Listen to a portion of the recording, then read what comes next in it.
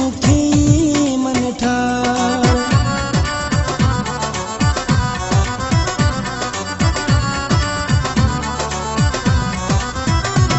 हो केड़ो ॾोहो तुंहिंजो कयो हुयो दिलदार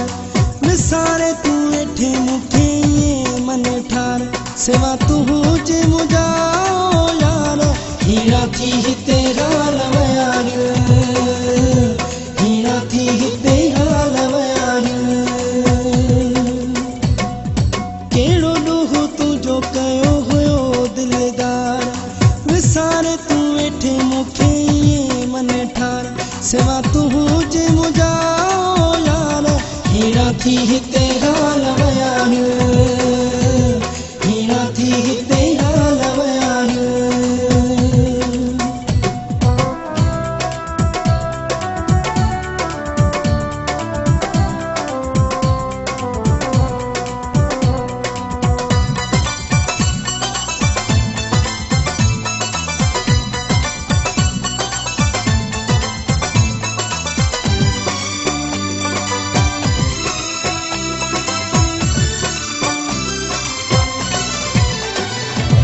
दुखन में थो सॼो ॾींहुं गुज़रे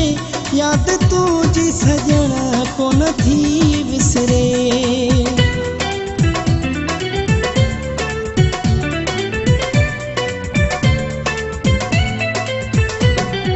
दुखन में थो सॼो ॾींहुं गुज़रे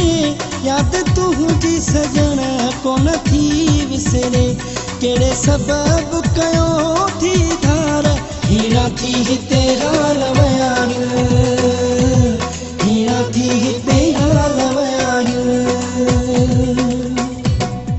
केड़ो ॾोहो तुंहिंजो कयो हुयो दिलदार विसारे तूं वेठे मुखे मन ठार सेवा तूं हुजे मुंहिंजा यार हीरा थी हिते हाल वयार हीरा थी हिते हाल वयार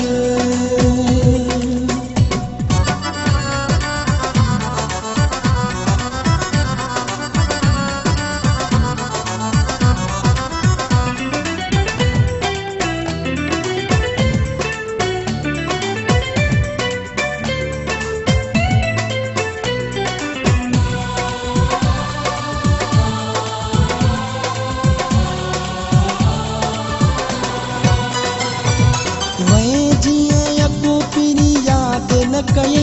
पंहिंजे आशिक खे तो भुलाए छॾई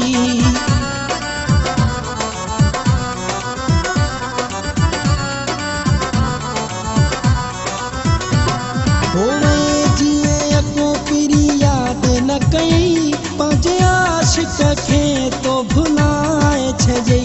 नाहे तो बिन कोई करार हीरा थी हिते हाल वयार हीरा थी हिते हाल वयार केड़ो ॾोहो तुंहिंजो कयो हुयो दिलदार विसारे तूं वेठे मुखे मन ठार सेवा तूं हुजे मुंहिंजा यार हीरा थी हिते हाल वयार हीरा थी हिते हाल वयार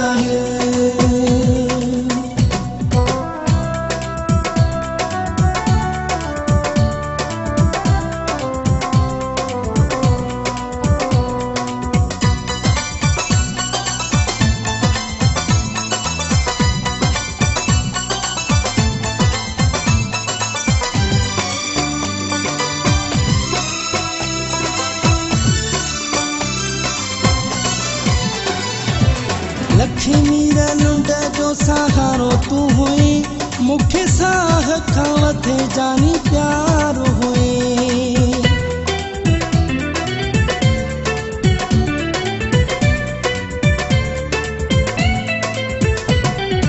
लक्ष्मी लुंड जो सहारो तू हुई मुखे साह खां वधे जानी प्यार हुई